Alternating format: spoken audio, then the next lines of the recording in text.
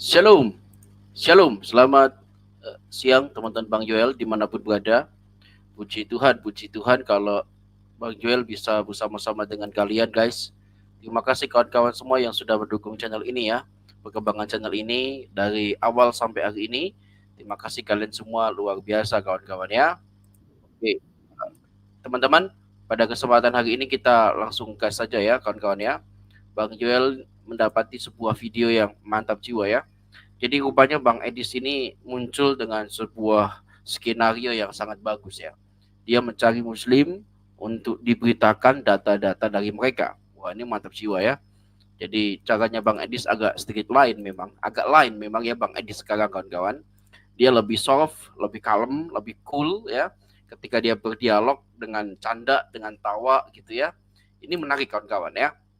Maka dari itu karena menariknya Bang Edis ini diajak bicara, maka ada seorang ibu-ibu muslimah habis sholat kawan-kawan, ketemu Bang Edis, bisa hampir murtad gitu ya. Karena Bang Edis ini menjelaskan dengan cara yang sangat baik ya.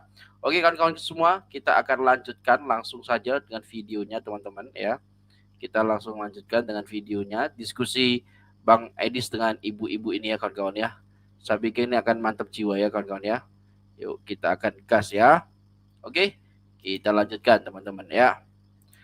Oke, bagi teman-teman yang baru bergabung silahkan bantu Bang Joel untuk like siaran ini dulu guys supaya siaran ini jadi berkat bagi banyak orang ya.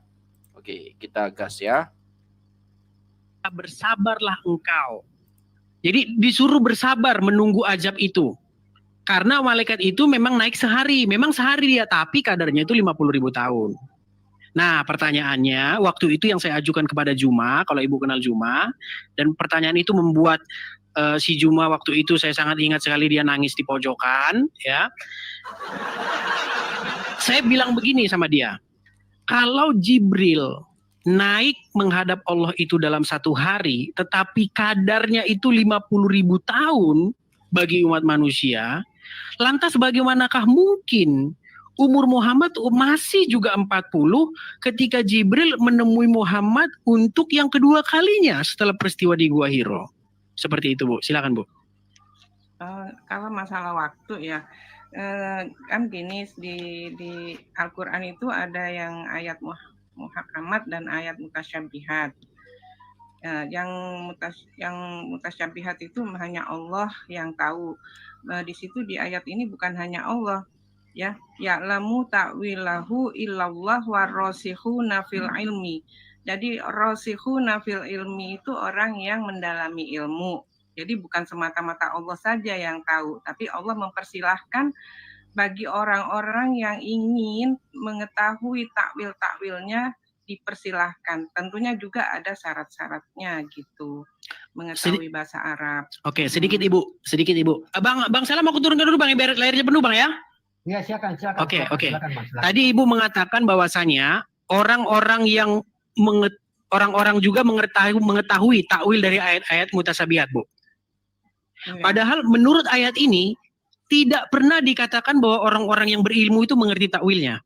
Orang-orang yang berilmu di ayat ini dikatakan mereka berkata kami beriman, bukan kami mengerti. Saya bacakan ya Bu ya. Saya bacakan dengan jelas dari awal surat Ali Imran ayat yang ke-7. Dialah yang menurunkan Alkitab, maksud Alkitab di sini adalah Al-Quran, kepada kamu. Di antara isinya ada ayat-ayat yang muhkamat. Muhkamat itu artinya jelas, clear, ya. Itulah pokok-pokok isi Al-Quran. Dan yang lain ayat-ayat yang mutasabihat. Tadi Ibu katakan bahwa orang-orang berilmu pun mengerti takwil dari mutasabihat. Saya buktikan tidak. Saya bacakan. Adapun orang-orang yang di dalam hatinya condong kepada kesesatan, mereka mengikuti sebagian ayat-ayat yang mutasabihat atau ayat-ayat yang samar daripadanya untuk menimbulkan fitnah, untuk mencari-cari takwilnya. Perhatikan Bu, perhatikan ini. Padahal tidak ada yang mengetahui takwilnya melainkan Allah. Dan orang-orang yang mendalam ilmunya berkata, perhatikan Bu, kami beriman kepada ayat-ayat yang mutasabihat. Tidak pernah di sini dikatakan bahwa orang-orang yang mendalam ilmunya mengerti juga takwilnya. Tidak. Yang dikatakan di sini adalah orang-orang yang berilmu mengatakan kami percaya kepada ayat-ayat yang mutasabihat, bukan kami mengerti takwilnya. Karena jelas di sini dikatakan hanya Allah yang mengerti takwilnya. Makanya saya bilang tadi, lalu kenapa umat muslim menghabiskan waktu untuk mentakwil ayat-ayat yang mutasabihat yang jelas-jelas hanya Allah yang mengerti takwilnya, lalu membuang-buang waktu untuk menjelaskan ayat-ayat yang muhkamat yang sudah jelas. Mungkin iman itu tidak sebatas percaya aja ya, tapi kan dibarengin dengan proses keilmuan.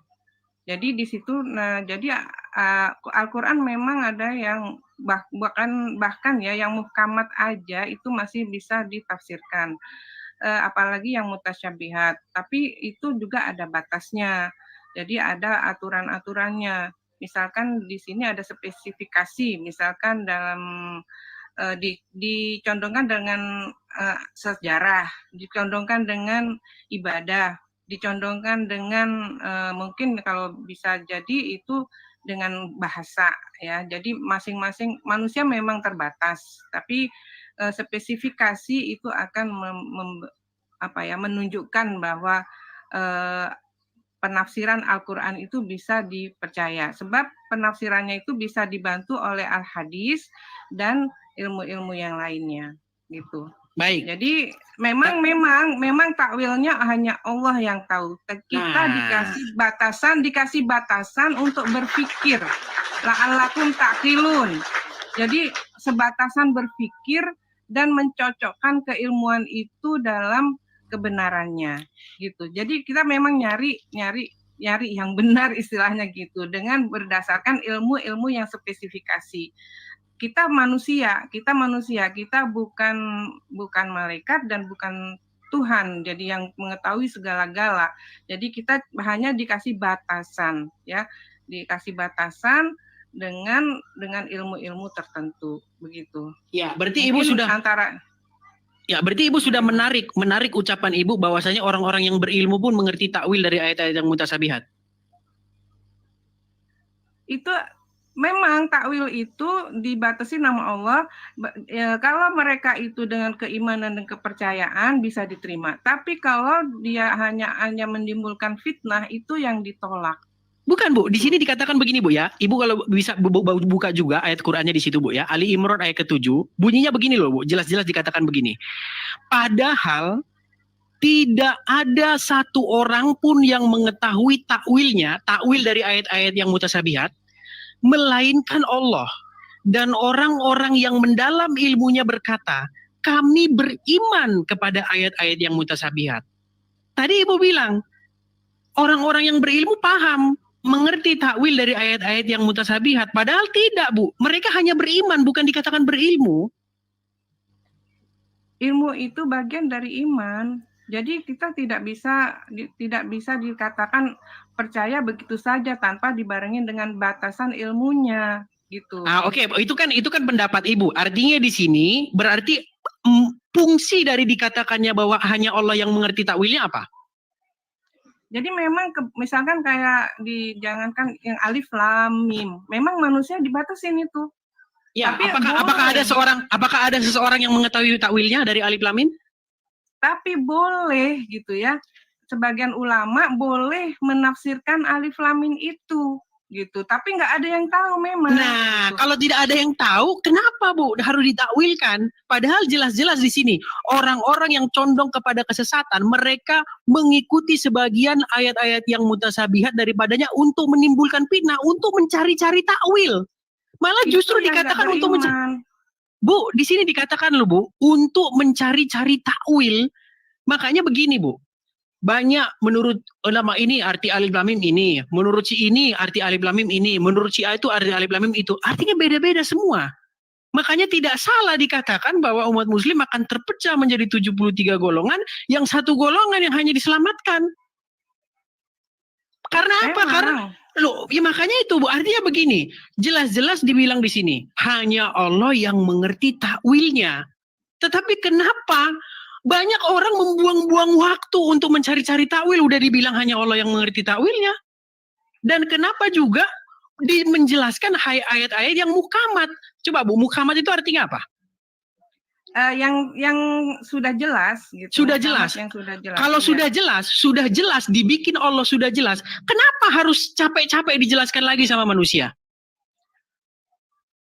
Kan kita ini manusia ini kan berbagai bahasa ya, karena memang Al-Quran bahasa Arab, bagaimana untuk menjelaskan dengan bahasa yang lain, bahkan dengan bahasa Arab sendiri nggak jauh-jauh lah, kita juga punya ya pantun-pantun misalkan bahasa Melayu atau bahasa Indonesia yang kita paham, tapi di situ itu ada makna tersendiri gitu ya, yang harus memang ahlinya yang bisa membahas itu, apalagi Al-Quran. Jadi kita juga dikasih kesempatan sama Allah, yaitu rasikhuna fil ilmi. Jadi orang-orang itu dikasih juga la'allakum taqilun, la'allakum tazakkarun, ya ulil albab. Jadi kita dikasih akal supaya kita juga bisa memahami dan mengimani ayat-ayat itu. Itu pun ada batasannya, harus yang berilmu gitu ya. Mungkin di Al-Quran ada tentang sejarah. Jadi orang-orang yang ahli sejarah, dari bahasa juga ahli-ahli bahasa. Jadi tidak semata-mata terus muhkamat itu semua orang paham, nggak gitu. Tetap mencari orang yang punya ilmu. Ini menarik tertentu. Ini. Oke, kita melebar ya. Oke, nggak apa-apa. Kita karena bahas Al-Ma'arij nanti juga sama jawabannya gini. Tadi Ibu mengatakan bahwasanya harus orang-orang yang ahli sejarah dan lain sebagainya. Saya katakan begini, saya harus terus terang mengatakan begini. Saya melihat atau mencium satu indikasi adanya sebuah peniruan yang dilakukan oleh para ulama kepada agama Kristen. Saya kasih contoh Bu. Saya sudah baca Al-Quran selama 13 tahun. Saya tidak pernah ketemu Bu di dalam Al-Quran ini bahwasanya istri dari Adam itu adalah Hawa. Saya nggak pernah ketemu itu Bu. Saya mau tanya sama Ibu, dapat dari mana umat Islam bahwa istri Adam itu Hawa? Gini ya, kalau saya memang tidak mendalami sejarah, tapi kita itu ada iman namanya. Ya, sebentar Bu, sebentar gini Bu, tadi kan Ibu bilang orang yang ahli sejarah. Nah, kemudian saya bantah, saya bilang begini, bukan ahli sejarah Bu, tapi meniru Kristen. Saya kasih tahu sama Ibu informasinya gini. Satu-satunya kitab yang bilang bahwa pasangan dari Adam itu adalah Hawa, itu hanyalah kitab Bible. Ibu cari kitab apa di seluruh dunia, nggak ada itu selain dari Bible. Nah, umat Muslim juga bilang bahwa istri dari Adam itu namanya Hawa. Saya mau tanya sama Ibu, apakah itu jiplak dari Bible atau dari Al-Quran sendiri? Begini ya, Islam itu bukan hanya Al-Quran ya. Islam itu kita mengimani beberapa nabi. Yang paling wajib adalah 25 nabi. Dari mulai Nabi Adam sampai Nabi Muhammad. Bahkan Isa Al-Masih juga. Kita harus iman itu. Nah, tentunya di sini ada beban tanggung jawab para ahli ilmu dan ahli agama bagaimana membenarkan Al-Quran ini ya dikaitkan dengan kita cari referensi. Mungkin di dalam kitabnya orang Kristen. Dari ya, kitabnya orang Kristen. Jadi, ya bisa jadi. Karena karena Nabi tidak apa-apa ini. Nah, karena Nabi Muhammad itu juga bergaul dengan para rohibun, para pendeta-pendeta di sana. Di situ para pendeta-pendeta itu juga ada. Maaf berarti ada kemungkinan. Berarti ada kemungkinan Muhammad meniru. Berarti ada kemungkinan Muhammad meniru. Bukan meniru ya. Tadi kan Gini. Mengambil, bukan meniru. Ya, mengambil itu artinya meniru, Bu. Artinya ngambil dari kitabnya Kristen. Tapi itu juga kita tidak semata-mata langsung mengambil. Tentunya para ahli ilmu itu juga dibahas ya, seperti orang disertasi lah gitu ya. Itu harus dibahas. Bagaimana sejarahnya Nabi dulu dan Al-Quran itu tidak semata-mata Al-Quran gini. Al-Quran itu menceritakan mulai dari Nabi Adam sampai akhir Nabi. Bisa jadi Nabi Isa masuk, banyak Nabi Isa masuk, tapi sama dengan Islam juga. Di Islam juga ada ulama yang tadi menimbulkan fitnah. Dan juga tidak ada kemungkinan juga ada di Kristen gitu. Di Kristen juga ada. Oke, baik. Tadi Ibu mengatakan, saya tertarik nih dengan statement Ibu mengatakan bahwa Muhammad sering bergaul dengan orang-orang ahli kitab terdahulu. Itulah kenapa kalau Ibu baca di dalam surat An-Nahl ayat yang 103 tadi, ada tuduhan dari orang-orang yang hidup sejaman dengan Muhammad bahwa sesungguhnya Muhammad itu membuat Al-Quran belajar dari orang-orang ajam. Pernah dengar itu? Bisa. Ya, saya bacakan suratnya ya. Di dalam surat An-Nahl 103, saya bacakan dulu ya, biar karena orang-orang juga nggak familiar dengan ayat ini ya. An-Nahl 103. An-Nahl 103.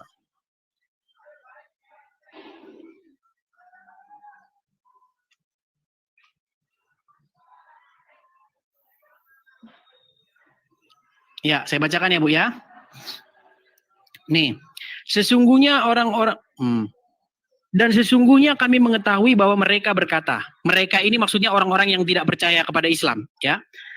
Sesungguhnya Al-Quran itu diajarkan oleh seorang manusia kepada Muhammad. Padahal, nih jawaban Al-Quran. Al-Quran membantah begini. Padahal, bahasa orang yang mereka tuduhkan bahwa Muhammad belajar kepada mereka adalah bahasa ajam. Sedangkan Al-Quran ini dalam bahasa Arab yang jelas. Saya kasih bagan berpikirnya, Bu. Gini.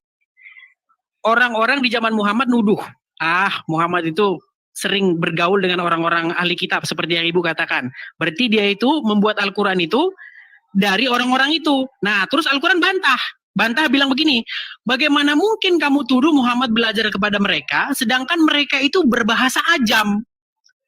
Bahasa mereka itu ajam, bahasa asing, bukan bahasa Arab. Sudah? Ini logika yang dibangun Al-Quran. Nah, sedangkan Al-Quran itu bahasa Arab yang jelas. Jadi, Al-Quran ingin membantah syubhat itu dengan mengatakan, bagaimana mungkin kamu tuduh Quran ini belajar daripada orang asing, sedang mereka bahasanya bukan bahasa Arab, sedang Quran ini bahasa Arab yang jelas. Sepakat? Ya. Oke, sekarang kita uji apakah yang benar Al-Quran, apakah tuduhan orang-orang ini bahwa Muhammad belajar daripada orang ajam. Saya tanya sama Ibu, benarkah benarkah bahwa bahasa Al-Quran itu sangat-sangat jelas seperti kata klaim Al-Quran bahwa Al-Quran itu dalam lisanun Arabiyyan mubin? Ini ya, dalam Al-Quran itu memang menyeluruh ya. Jadi memang Al-Quran mayoritasnya bahasa Arab ya, Arabiyyan fil lisanil mubin itu ya. Tapi di sini ada namanya istisna. Ada pengecualian karena berarti ada bahasa-bahasa ajam di dalam Al-Quran. Ada. Berarti tuduhan bahwa Muhammad belajar kepada orang-orang ajam benar dong. Lah benar, kenapa tidak? Memang gitu. Berarti enggak. Kan Muhammad dituduh nih, atau Muhammad kan dituduh bahwa dia belajar dari orang ajam, ya kan? Baru Al-Quran menjawab, bagaimana mungkin kamu tuduh dia belajar dari orang ajam, sedang mereka bahasa ajam, sedang Quran ini bahasa Arab yang jelas. Nah sekarang Ibu mengakui bahwa di dalam Al-Quran terdapat bahasa-bahasa ajam.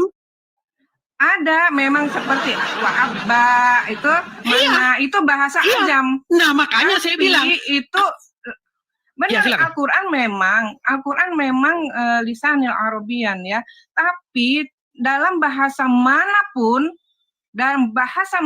ada namanya asimilasi. Nah, Al-Quran juga berkecimpung di situ. Baik. Jadi ada bahasa-bahasa Baik. Jadi ada bahasa-bahasa ajam yang masuk di situ. Saya tangkap. Artinya ketika bahasa itu sudah diadopsi ke dalam bahasa Arab, walaupun dia bahasa ajam, Ibu ingin mengatakan bahwa itu sudah menjadi bahasa Arab, betul? Bisa jadi. Baik, masalahnya begini.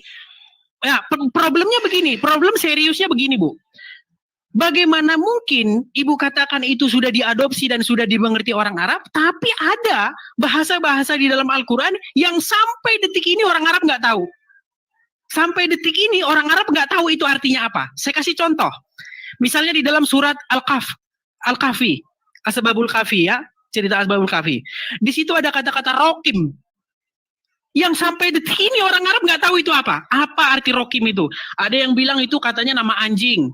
ada yang bilang itu batu bertulis, ada yang bilang itu nama bukit, ada yang bilang itu nama lembah. Baca tafsir ini banyak sekali, Bu, renteng-renteng itu tafsirannya, nggak ada orang yang tahu apa artinya.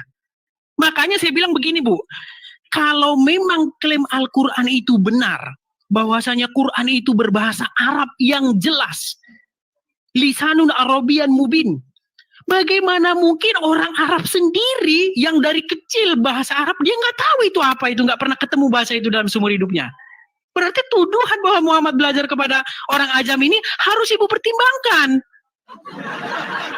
Bukan begitu, itu kan tafsirannya. Jadi memang Al-Quran ini sangat luas ya.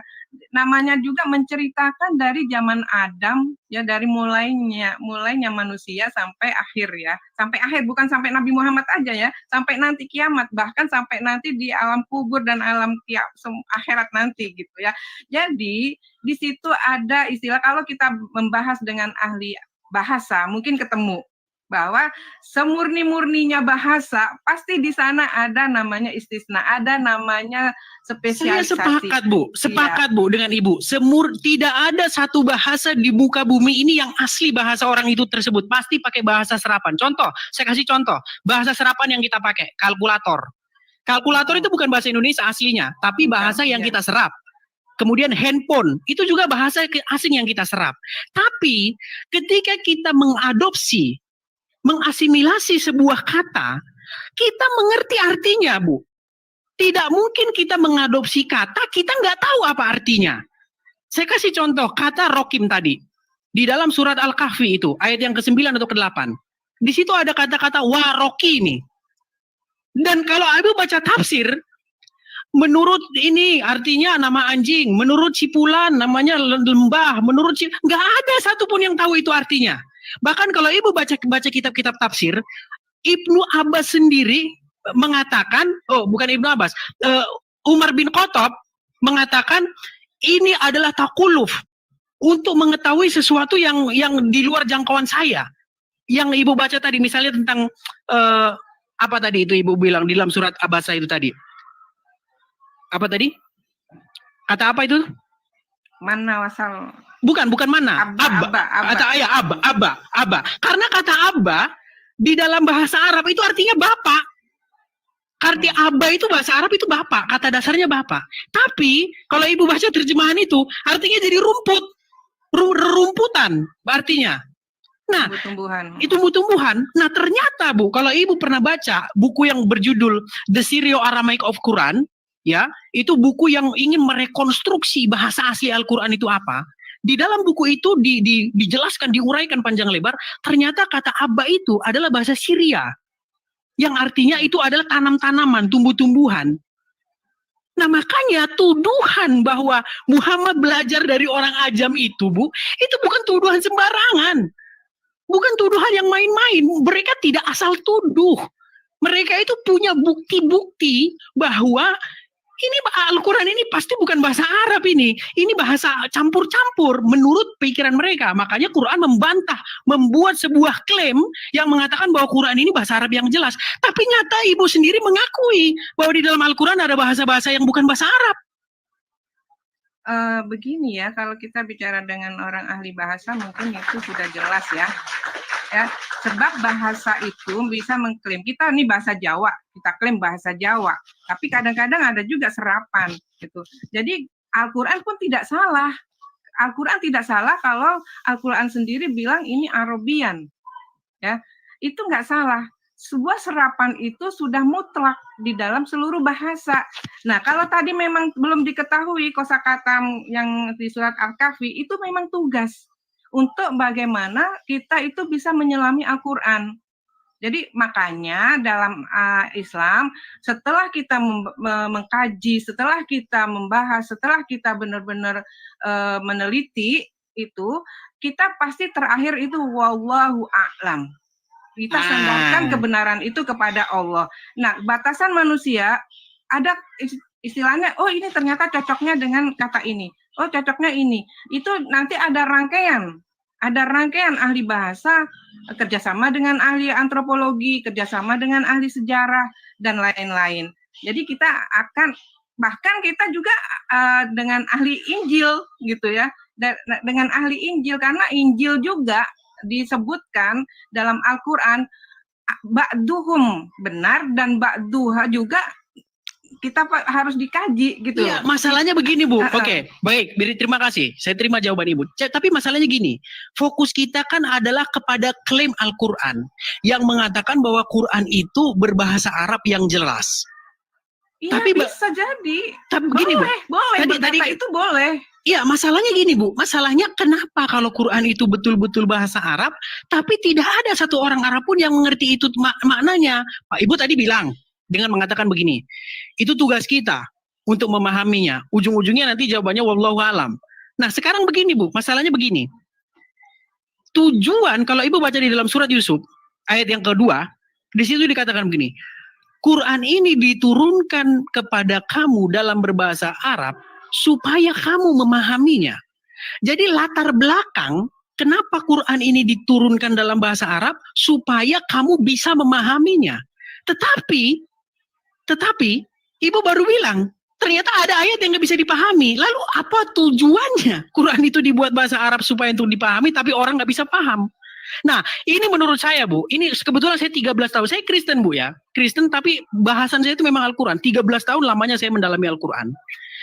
Jadi saya membuat satu logika begini, apakah mungkin Al-Quran membuat jawaban atas sebuah polemik yang ada di dalam Al-Quran bahwa banyak orang Arab yang tidak paham ini, lalu dimunculkanlah ayat surat Ali Imran ayat yang ke-7 tadi yang mengatakan tidak seorang pun yang mengerti takwilnya kecuali Allah.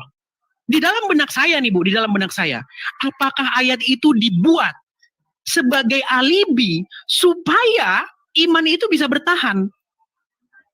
Dibuatlah ayat bahwa, oh kalau begitu ayat-ayat yang mutasabihat ini hanya Allah yang mengerti takwilnya. Tidak seorang pun yang mengerti takwilnya. Dan orang-orang yang berilmu berkata, kami beriman.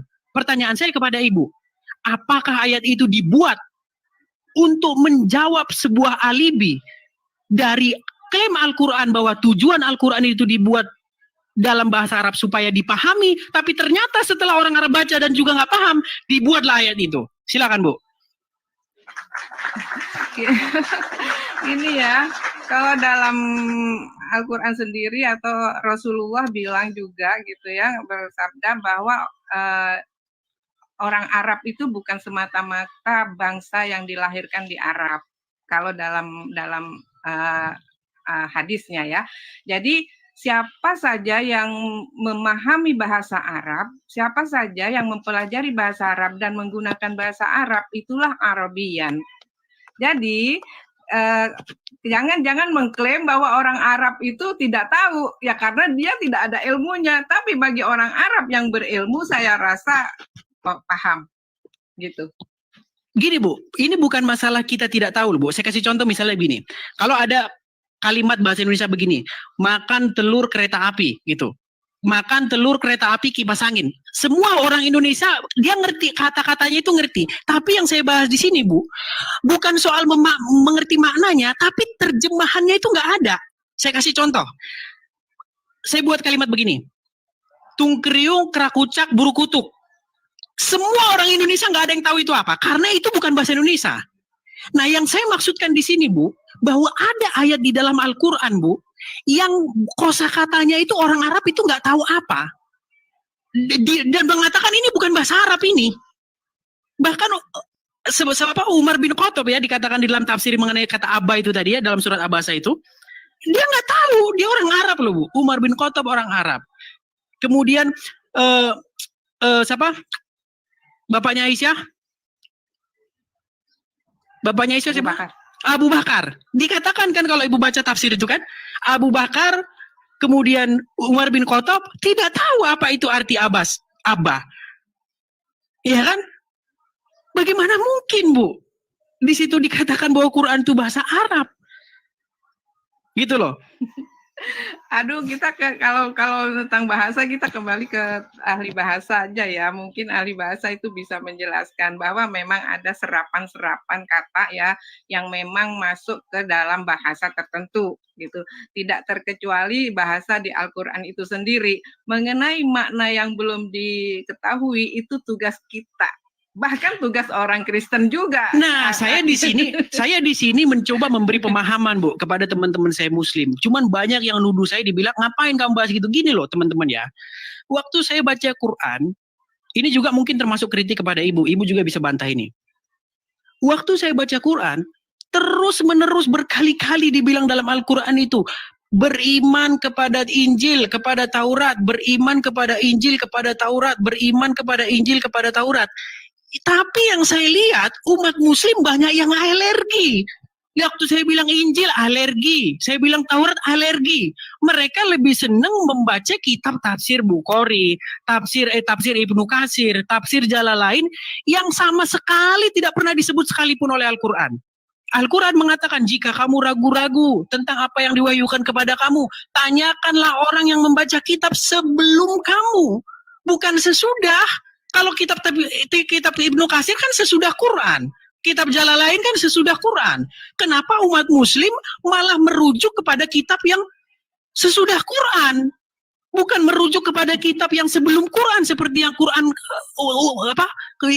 gembar-gemborkan gitu loh. Gini, boleh kita bicara? Iya, silakan Bu. Ini gini ya, dalam Islam diajarkan toleransi ya, lakum dinukum waliyadin, itu saya pegang betul. Selama orang itu masih berbuat kebaikan dan berkarakter baik, itu sudah kita wallahu a'lam ya. Masalah iman, saya ngikutin Al-Quran juga, lakum dinukum waliyadin. Tapi dalam pembahasan untuk memahami agama saya sendiri gitu ya, begini, kita di dalam Islam kita memang percaya sama Injil, Taurat dan sebagainya. Tapi Injil yang mana, Taurat yang mana gitu kan? Karena otentik dalam kitab-kitab yang lain itu kita belum temukan gitu. Bahkan kita dikasih petunjuk sama Al-Quran, sebagian ada yang benar dan sebagian ada yang ditaklif namanya atau ditahrif. Gitu. Di ayat mana itu, Bu? Jadi saya kurang hafal ya. Saya 13 tahun mendalami Al-Quran, saya nggak pernah ketemu. Jadi gini Bu, Ada Pak, ada nanti saya cari. Ya, jadi gini. Karena ini bahasan saya lama, jadi saya lihat kok ada bahasan Pak Edi sini, jadi saya masuk, baru kali ini saya juga masuk. Oke. Ya, jadi gini Bu, pertama-tama ada sebuah stigma yang sudah terbangun, terutama dalam masyarakat kita Indonesia, bahwasanya Injil yang ada sekarang ini atau Taurat yang ada sekarang ini itu sudah tidak. Kalau kita membaca sejarah, Muhammad kan hidup pada antara abad ke-6. Sementara Bible yang ada sekarang ini, Injil yang ada sekarang ini, itu tidak pernah berubah sejak abad ke-6 itu. Atau taruhlah abad ke-4. Setelah abad ke-4 kemarin itu nggak berubah. Jadi kalau memang yang dimaksudkan Al-Quran itu di abad ke-6, suruh beriman kepada Taurat dan kepada Injil, itu kan terkejadian abad ke-6. Dan itu sudah berubah. Lalu di mana Bu Injil dan Taurat yang asli setelah abad ke-6 itu? Jadi seolah-olah saya melihat seperti ayat ini hanya dijadikan hiasan oleh Ibu dan teman-teman. Saya beriman kepada Taurat dan Injil. Saya beriman kepada kitab-kitab yang terdahulu. Tapi di mana kitabnya nggak ada. Kan ini jadi semacam hiasan bagi saya kesannya, Bu. Oh, saya tidak sih. Kalau saya sendiri, bahkan saya ini orang Islam, saya masih menghargai Injil karena di Injil itu masih ada kebenaran gitu. Cuman memang tugas kita sebagai ahli ilmu mungkin ya yang mau membahas perlu penelitian lagi gitu. supaya memang betul-betul seperti Al-Quran juga diteliti, tidak sembarangan Quran langsung dikumpulkan langsung menjadi Al-Quran itu tidak. Jadi proses juga ya, proses pertama mengumpulkan tulisan-tulisan yang di batu, di kulit, di pelapah, itu pun dengan ahli-ahli ilmu itu tidak sembarangan langsung disatukan. Itu proses banget. Mungkin kitab-kitab yang lain boleh memproses itu juga gitu. Tapi saya mempercayai Injil dan Taurat walaupun perjanjian lama dan perjanjian baru itu ada di depan kita, saya dengan petunjuk agama saya meyakini yang benar dan meyakini yang tidak benar gitu juga gitu ya. Iya, tapi oke, ya gini, tapi bagaimana mungkin Ibu bisa memahami Al-Qur'an itu dengan benar tanpa kitabnya orang Kristen? Oh, seperti begitu. Itu saya kasih contoh, Bu. Ya. Oke. Saya kasih contoh misalnya. Tadi kan ada saya tanya mengenai siapa istri dari Adam. Kalau dibaca Al-Qur'an itu 1000 kali, 2000 kali, nggak bakal ada di situ ketemu nama Hawa. Tapi semua umat muslim saya rasa semua akan setuju bahwa istri dari Adam itu adalah Hawa. Terus tadi saya bilang gini sama Ibu, mampukah Ibu memahami Al-Quran tanpa bersandar kepada Alkitabnya orang Kristen? Ibu bilang mampu. Lalu dari mana Ibu dapat kata Hawa itu? Gini kan itu tentunya sudah dibahas ya dalam ilmu-ilmu tafsir ya. Iya, para penafsir dapat dari mana? Kutub. Para penafsir dapat dari mana? Kita memang ada perbandingan ya, perbandingan sejarah. Bukan Bu, kita belajar juga ke kitab Injil juga. Akhirnya kan kepada kitab Injil. Lah, bukan begitu, Injil yang mana? Kemungkinan ketika zaman Nabi, waktu itu memang banyak pendeta-pendeta yang baik banget ya, baik hati, baik semuanya gitu, dan bahwa menerima, imannya tidak menerima, tapi menerima bahwa nabi ini nabi yang sudah dinyatakan di Injil itu Ahmad. Itu percaya para pendeta itu gitu kan. Tapi mereka tidak mengimani itu kekuasaan Tuhan ya. Dia percaya sama kehadiran nabi tapi tidak mempercayai, itu udah terserah. Gini Bu, kita agak sedikit melebar. Tadi kan saya bilang gini, apakah mungkin seorang muslim sanggup memahami Al-Quran tanpa berpegang kepada Bible? Tadi Ibu bilang mungkin. Sekarang saya kasih contoh. Kalau Ibu baca Quran, di dalam Quran tidak pernah Bu dibilang bahwa nama anak Adam itu misalnya nih, ada Qabil dan Habil. Baca Quran Bu, sampai kiamat nggak akan ketemu Habil dan Qabil itu. Kalau Anda baca Bible, ada di situ nama anak Adam itu Kain dan Habel. Mirip Habil dan Qabil. Saya tanya sama Ibu. Ibu kan tadi tidak mengakui bahwa itu dari Bible. Saya tanya sama Ibu. Para penafsir Al-Quran itu dapat dari mana itu? Kalau bukan dari Injil. Kan saya katakan tadi, Injil itu sebagian ada yang benar, itu sudah berarti dapat dari Injil ya Bu ya? Tapi itu pun dibandingkan dengan kesejarahan ya. Iya, artinya Habil dan Qabil itu dapatnya dari Injil, betul? Memang kita percaya sama Injil. Oke, mantap. Tapi Injil yang mana gitu? Loh, Injil yang kita pegang loh itu Bu. Itu Injil yang kita pegang sekarang loh. Ya, yang Anda pegang itu saya bisa percaya sebagian dan saya juga tidak percaya sebagian. Itu yang kita diajarkan. Berarti ayat Al-Qur'an yang mengatakan bahwa suruh beriman kepada, bunyinya bukan suruh beriman tapi suruh beriman sebagian. Karena bunyinya begini loh Bu. Enggak, tafsirannya maksudnya yang sudah dibahas di sini. Oke, gini. Tadi kan Ibu bilang Ba'duhum yuharifuna. Jadi sebagian memang sudah dipola. Oke, baik. Begini. Bunyi ayat Al-Qur'an itu bunyinya bagaimana? Beriman kepada kitab Injil dan Taurat atau beriman kepada sebagian kitab Injil dan Taurat? Yang mana yang benar, Bu? iman kepada Injil dan Taurat total. Tapi Nah, total. Injil sekarang enggak. Yang Injil sekarang itu yang termasuk yang total enggak. Gitu Oh, loh, pertanyaannya ya. kalau begitu oke, baik. Pertanyaannya begini, Bu. Di mana kitab Injil yang total? Di mana sekarang keberadaannya?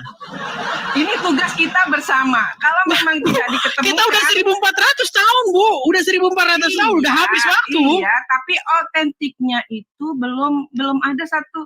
Maksudnya otentiknya itu kita belum bisa dalam maksudnya secara knowledge ya, secara knowledge itu belum bisa dipertanggungjawabkan gitu. Kita maaf, kalian boleh mengimanin Injil seperti saya juga iman, tapi maaf ya kalian boleh-boleh saja mengimani Injil yang sekarang itu bebas, terserah.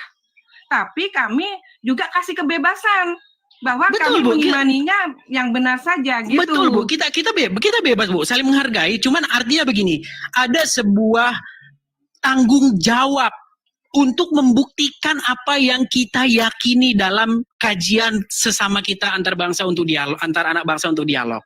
Tadi kan Ibu bilang bahwasanya memang benar di dalam Al-Quran disuruh untuk beriman kepada Taurat dan Injil, bukan wajib beriman. Itu wajib. Bahkan wajib, ya. Bunyinya bukan beriman kepada sebagian kitab Taurat dan sebagian kitab Injil. Bunyinya kan bukan begitu. Tapi Ibu bilang bahwa ya kita beriman kepada sebagian di dalamnya benar, sebagian tidak benar, dengan tuduhan bahwasanya Injil yang sekarang ini bukanlah Injil dan Taurat yang sedang dimaksudkan oleh Al-Quran. Kan itu argumen yang Ibu bangun. Nah, pertanyaannya sekarang begini, Bu. Bagaimana mungkin Quran mengatakan bahwa di abad ke-6 disuruh beriman kepada kitab Taurat dan Injil, tetapi setelah abad ke-6 itu Ibu bilang Injil yang disuruh semuanya benar itu hilang. Sekarang udah nggak ada lagi. Ini kan menurut saya seperti sebuah karangan ketimbang kenyataan gitu loh, Bu. Oh, enggak gitu. Jadi kita masih ada juga yang Injil kita bisa pertanggungjawabkan ya, barbar ya.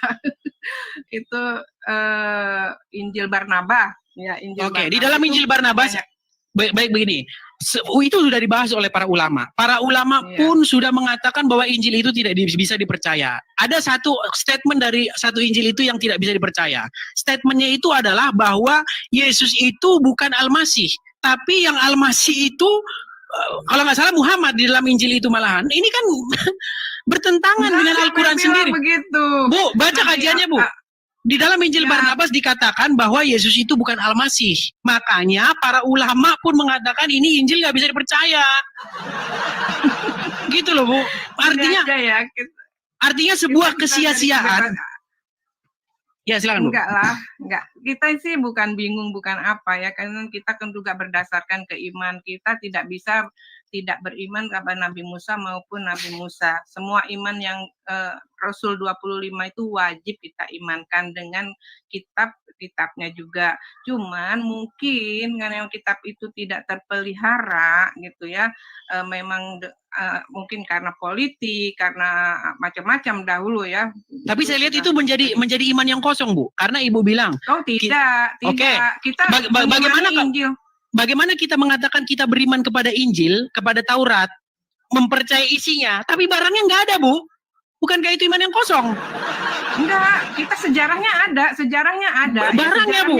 Maksudnya barangnya, kitabnya. Di mana kitabnya sekarang? Sejarahnya, kitabnya ya sudah menyampur dalam Al-Quran. Nggak ada lah, Bu. Nggak ada dalam Al-Quran bahwa kitab Injil dan Taurat sudah menyampur dengan Quran, Bu. Ibu sudah memfitnah Quran ini. Tidak. Al-Quran itu mencakup. Tidak. Di ayat mana? Di ayat mana yang mengatakan bahwa ayat Taurat dan Injil sudah bercampur dengan Quran? Di ayat berapa itu? Tidak letterlock begitu. Berarti Ibu mengada-ada. Tidak mengada-ngada.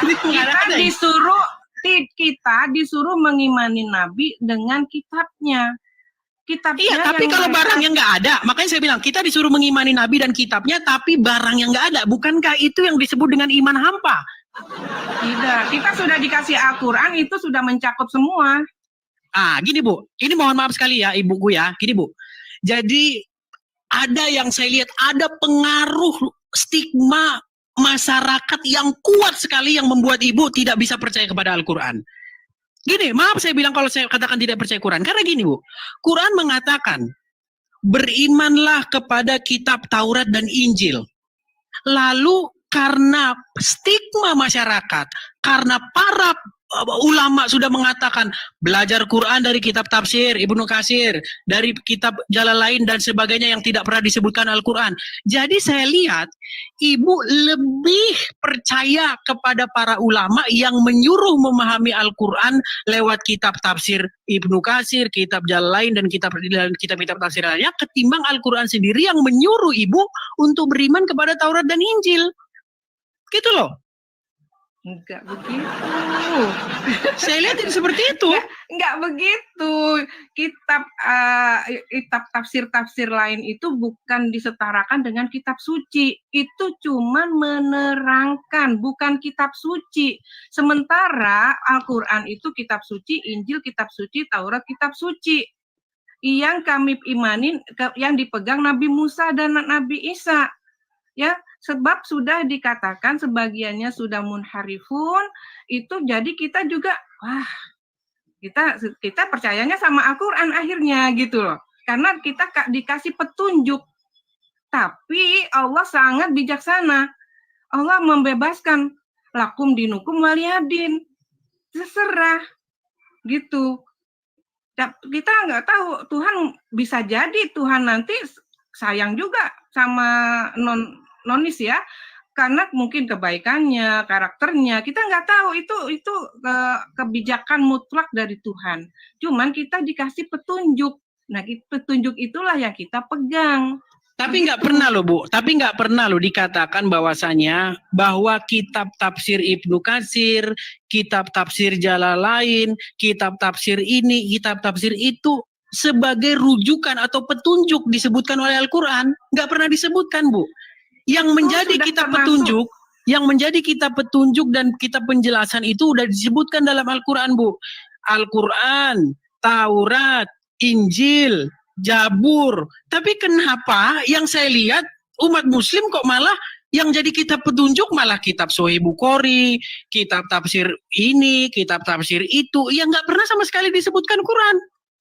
Itu bukan kitab suci, itu hanya tafsir. Betul Bu, tapi kan dijadikan rujukan oleh umat muslim. Kemarin ada banyak santri dari Lombok, mereka bikin video, mereka bakar kitab-kitab tafsir.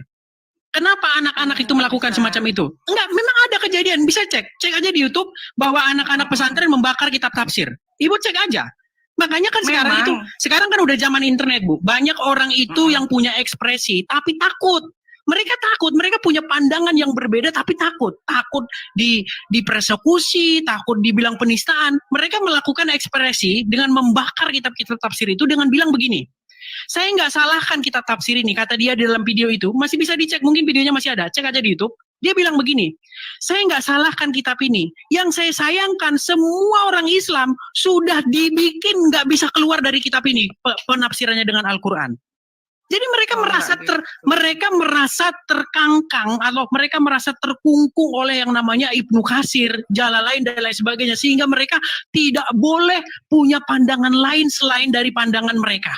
Bukankah ini semacam suatu pembatasan berpikir, Bu? Padahal Al-Quran sudah mengatakan bahwa Quran itu kitab jelas. Tidak begitu. Yang benar bukan begitu. Tafsir itu makanya para ulama itu, para ahli kitab yang bukan kitab suci ya, itu pasti di akhirnya itu wallahu a'lam. Jadi kita juga bisa menolak, bisa mengkritisi dengan ilmu. Bukan hanya tafsir ya, kitab tafsir. Bahkan umat Islam itu mempercayai, ya bukan mengimani ya, percaya ya kepada buku-buku lama, ya buku-buku referensi yang bukan tafsir itu juga dipakai, apalagi tafsir bisa jadi ada salahnya.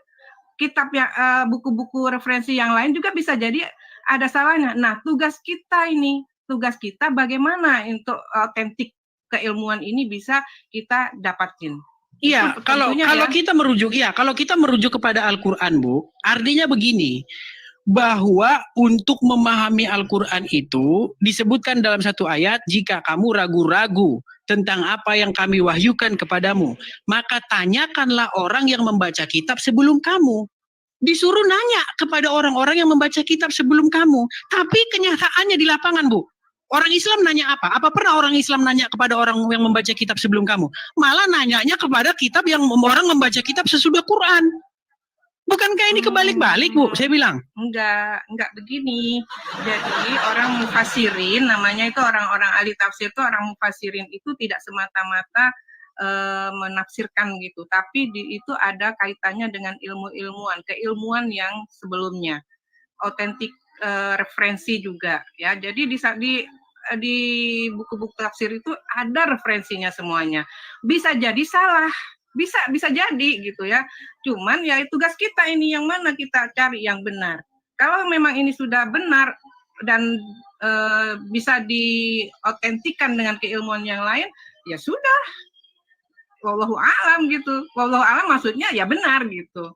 Cuman ya 100 ya, oh, gitu berarti maksud Ibu, apakah para penafsir itu sendiri sudah menanya kepada orang-orang yang membaca kitab sebelumnya? Dalam Islam itu guru itu memang ada silsilah. Bahkan hadis sendiri kalau yang melompat antara silsilah ya, urut-urutan pertemuan guru itu tidak dimasukkan dalam hadis sahih. Bisa namanya hadis ifrad, hadis dhaif, dipilah gitu ya. Tapi dalam Islam hadis sendiri ya, jangankan Al-Qur'an, hadis sendiri itu tidak sembarangan langsung dipaparkan kepada umat, tapi melalui proses keilmuan yang tajam. Begitu. Jadi tapi gini, tapi bukankah itu hanya sekedar subjektif? Misalnya nih, si A bilang, oh hadis ini nggak sahih, tapi si B bilang sahih. Saya lihat tidak ada sebuah standar yang jelas untuk menentukan hadis itu sahih. Saya lihat hanya standar yang subjektif. Saya kasih contoh misalnya, Bu. Ini hadis yang sangat terkenal dan ini banyak membuat umat Muslim yang kelas generasi Z itu geger ya, Bu ya. Bahwasanya dinarasikan dalam hadis itu bahwa Muhammad menikahi Aisyah ketika Aisyah itu berumur 6 tahun atau 7 tahun dan hidup berumah tangga dengan Muhammad pada waktu Aisyah berumur 9 tahun. Saya mau tanya Ibu pribadi, menurut Ibu itu hadis sahih atau tidak? Saya tidak mengatakan itu hadis sahih atau tidak karena saya nggak punya, berarti Ibu nggak bisa jawaban jelas ini. Bukan gitu.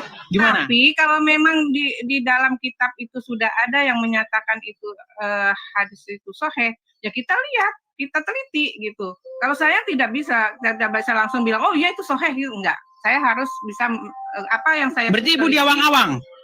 Enggak di awang-awang. Terus itu sahih atau tidak? Kita terima itu, tapi kita harus ngecek, gitu. Kita harus ngecek. Ya, iya itu sudah ditaruh loh di dalam, itu sudah ada dalam kitab Sahih Bukhari loh, Bu. Ya nggak apa-apa. Sahih Bukhari juga bisa dilawan gitu istilahnya ya kalau memang. Berarti Ibu ingin membuat gerakan untuk melawan Sahih Bukhari. Ya kalau di sana kita temukan yang tidak benar. Berarti menurut Ibu itu nggak benar.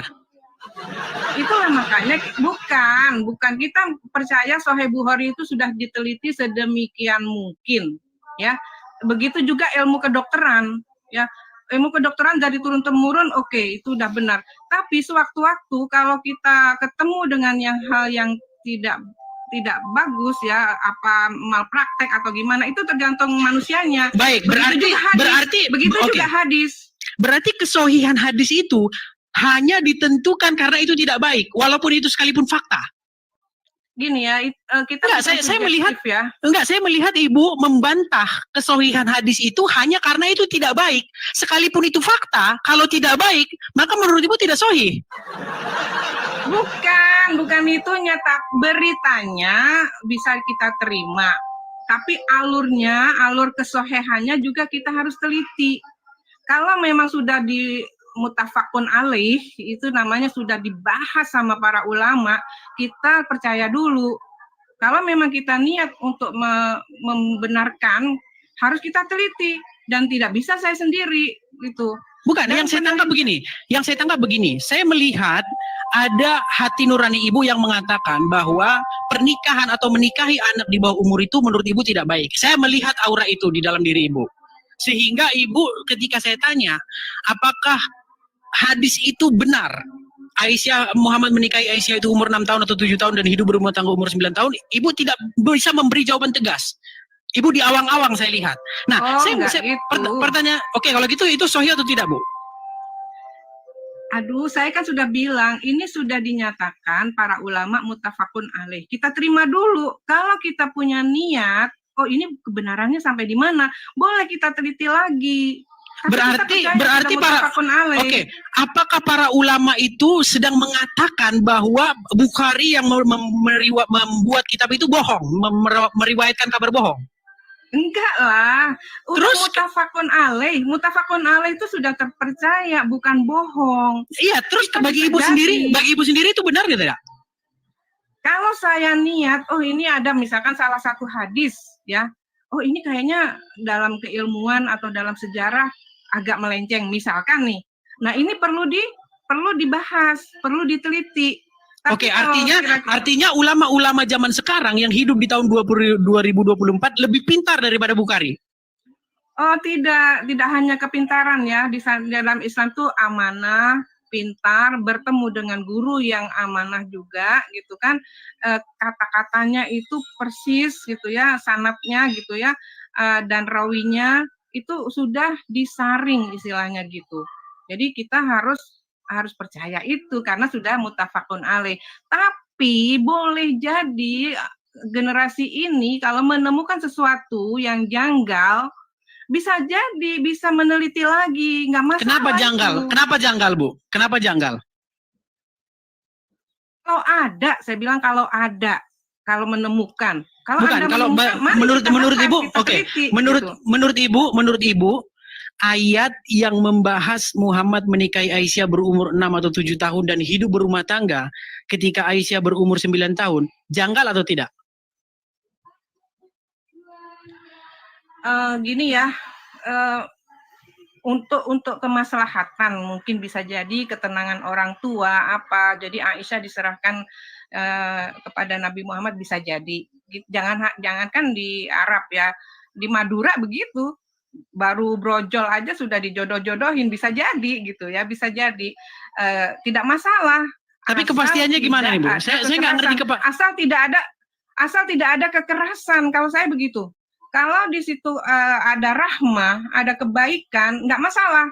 Yang kita dalam Islam itu nggak boleh yang mufsadat istilahnya ya, nggak boleh merugikan, tidak boleh yang kekerasan lah istilahnya itu.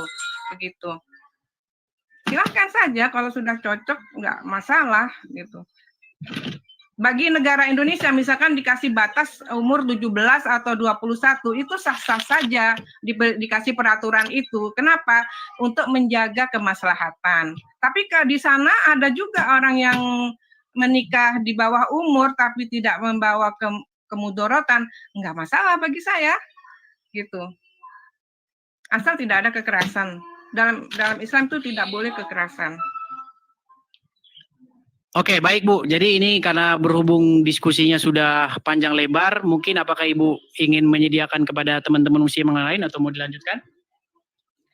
Silakan saja. Kalau mau ditutup juga silakan. Bebas. Ini ada 1.500 orang yang menonton.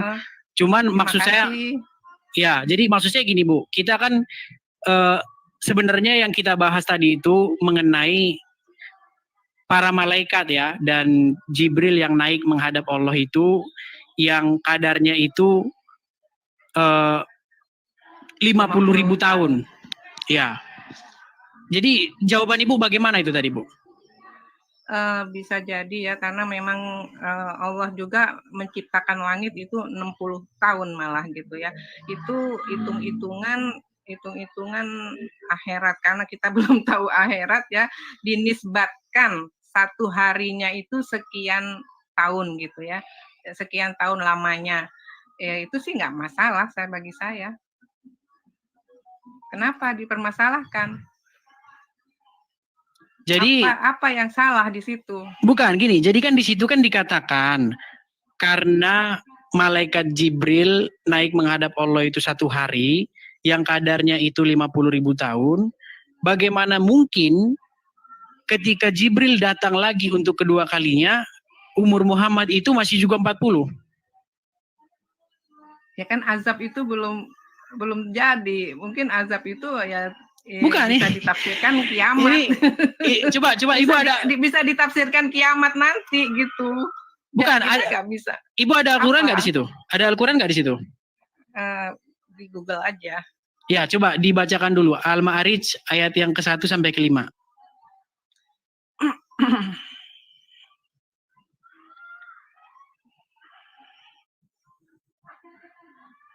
Bentar ya. Mohon maaf, kayak saya sebisa itu. Senang juga sih ketemu dengan Pak Edis Ma'arij ya. Ya.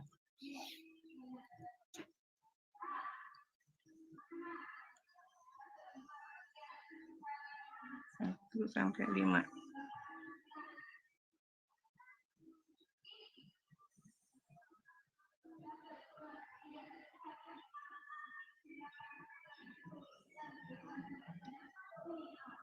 Ya, silakan baca. Ya, di situ dikatakan para malaikat Jibril naik menghadap Allah dalam satu hari yang kadarnya 50.000 tahun. Maka bersabarlah engkau dengan kesabaran yang baik. Ini kan azabnya kan belum datang itu. Bukan. Ya. Iya, justru karena itu yang saya tanyakan begini. Di situ kan ada orang-orang yang meminta supaya azab itu disegerakan, betul? Betul. Nah, kemudian disebutkan bahwa para malaikat dan Jibril naik menghadap Allah dalam satu hari, tapi kadarnya adalah 50.000 tahun. Makanya disuruh bersabar, betul? Betul. Nah, artinya walaupun Jibril itu naiknya satu hari, itu kan satu hari versinya Jibril dalam dunia Jibril. Tetapi dalam dunia realita itu kan udah 50.000 tahun. Makanya disuruh bersabar. Nah, yang menjadi pertanyaan begini. Lantas bagaimana mungkin ketika Jibril untuk kedua kalinya menemui Muhammad? Umur Muhammad masih juga 40. Seharusnya kan Jibril turunnya 50.000 tahun lagi. Karena dikatakan satu hari itu 50.000 tahun di bumi. Ini kan masalah tafsir juga ya. Masalah waktu itu juga masalah tafsir juga ya, karena memang Allah aja yang tahu gitu kan. Tapi di sini Nabi Muhammad kan pernah ditawarin juga oleh malaikat Jibril akan menghanguskan atau memintakan azab kepada Allah, tapi Nabi Muhammad sendiri menolak, jangan, kan gitu. Jadi diibaratkan kalau Muhammad tidak mau untuk membinasakan yang lain, berarti kesabaran itu sudah ada di Nabi Muhammad. Kesabaran bukan, ibu nggak nangkap. Gini, bukan ngarang, tenang dulu. Akhirnya diibaratkan sama malaikat itu tidak semudah itu membinasakan manusia. Tidak membinasakan alam itu tidak semudah begitu. Bahkan ibaratkan kalaupun akan dibinasakan, menunggu waktu selama. Nah, itu dia, menunggu waktu. Saya sepakat, menunggu waktu. Nah, pertanyaannya kan di situ tertulis 50.000 tahun lamanya. Pada ayat Al-Ma'arij ayat 4 itu. Satu hari tapi kadarnya itu 50.000 tahun. Jadi walaupun itu Jibril itu sehari bagi Jibril itu, tapi di bumi itu 50.000 tahun itu waktunya. Jadi disuruh bersabar. Betul, iya. Nah, pertanyaannya gini.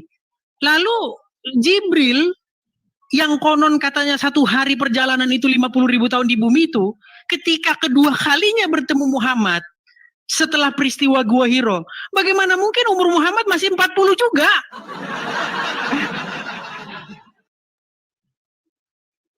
Oh, itu kan kalian harus baca tafsir yang benar dulu deh, jangan mengkaitkan waktu dengan keturunnya Jibril lagi. Itu harus membaca tafsir yang benar lagi. Dan kita bisa punya pendapat juga. Jadi gini loh, itu ukuran kesabaran ya, ukuran kesabaran. Dan iya, ukuran kesabarannya itu kan ditakar. Iya. Ukuran kesabarannya itu kan ditakar.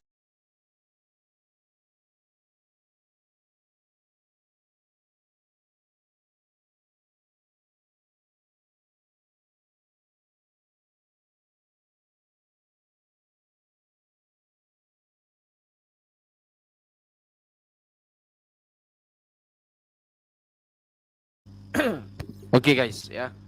Terima kasih teman-teman semua sudah menyaksikan video ini ya kawan-kawan ya. Jadi video ini video yang mantap jiwa ya kawan-kawan. Karena video ini dari ibu yang ya begitulah kawan-kawan ya.